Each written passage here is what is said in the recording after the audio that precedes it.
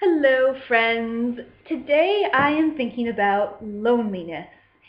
Now, loneliness is an emotion that I do not remember feeling a lot when I was younger. Um, I know that may sound like lucky me, but I actually grew up with kind of the opposite feeling of feeling often claustrophobic because I was in a family of 8 bustling people. But I've moved to another country, and loneliness is something that it's an emotion that I have really been stepping into and feeling fully. And I think for me, and maybe you feel this too, loneliness is a feeling of like this hole, this emptiness inside of me all through my body, or like I'm standing on the edge of a cliff looking over into a cavern that has no end, no bottom. Um, and feeling like or or like you're standing at like a pinpoint of consciousness or existence in this plane of just blackness swirling around you and there's nothing else. It's a terrible feeling, actually. It's there's a lot of fear, a lot of insecurity, and when those feelings are all whirring around your head, I think I can feel like, nope, this is it. I'm always going to feel like this. There's no way out of this. That's not true. Not true at all. Um, Sorry, my phone just went off. What was I going to say?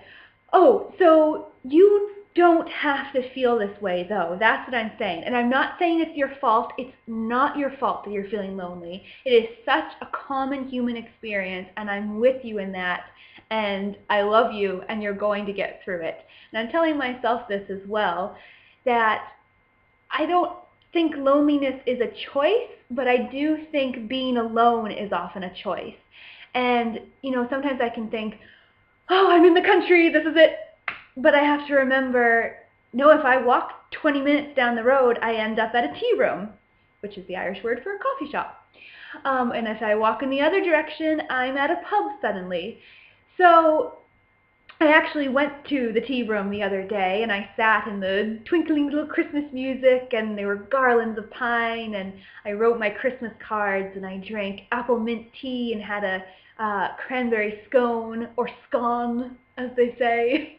And there was this sweet old woman in this a bright orange jumper, their word for sweater, and a skirt, and she and I just kept catching eyes, just so frankly, just like, and not even looking away, just catching glances and smiling at each other. She was by herself too. And when she went to leave, I actually jumped up and ran out after her, and I said, oh, you don't happen to be going my direction home, do you? She's like, oh, no, my child, I'm so sorry, I'm not. I'm going down to the harbour. But if you go inside, there's the 2 ladies there, and they'll take you home because they're going your way. And then when she left, she said, God bless you, and I just thought that was so sweet. And the 2 women did take me home. I asked them, and they were a teacher and a student, and it was good just to feel that connection. And I very forwardly asked them if they would friend me on Facebook. So there are options. I need to remind myself that. I don't have to just sit in my kitchen and stare at that same Facebook. I can go out. I myself personally can go out and try to talk to people. And yeah, I get it. If you're saying, Sarah, I live in America, the Irish aren't as friendly. Yeah, I understand. And geez, it does take some creativity, but the people are there. That's the thing, is that loneliness is such a common human experience that I think most people will empathize with you. And a lot of people walk around shops and stores just wishing that someone would talk to them, like just fantasizing about it. And you could be that person, and I know it is hard, definitely, to reach out and do that. But another thing I did was, well, the internet, again, is a great source. It really is. And I don't think it's just the world of the desperate. I think I went on Craigslist the other night and I put an ad in the platonic section and just telling about my feelings and seeing if anybody else felt the same. And I was so overwhelmed by the positive response I got back of just really compassionate people reaching out and saying, don't worry, you'll get through it. Keep putting one foot in front of the other. And there were some weird replies too, but that's Craigslist. Another thing I did was nature. Nature is the answer to a lot of things. And I used to laugh at the tree huggers, but I went out the other night too, a wild and windy night, and I wrapped my arms around this big oak tree. And trees are so much bigger here. I think it's because this land wasn't as forested as much as New England.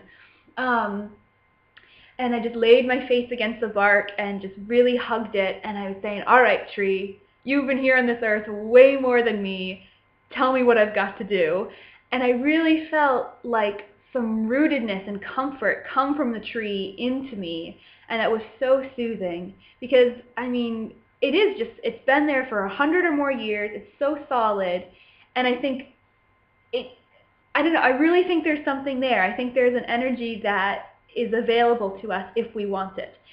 Speaking of which, I'm going to close by reading a poem. It is about nature, but I think it's also about feeling included in this world of people as well, because you are loved, you are not alone. I'm here, other people are out there who love you, I love you, and just keep going because the next day really could be better. It really could be. Just like I was told, 1 foot ahead of each other, 1 foot in front of each other. Anyway, here's the poem. You do not have to be good. You do not have to walk on your knees for 100 miles through the desert repenting.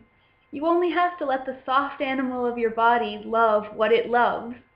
Tell me about your despair, and I will tell you mine. Meanwhile, the sun and the clear pebbles of the rain are moving across the landscapes, over the prairies and the deep trees, the mountains and the rivers.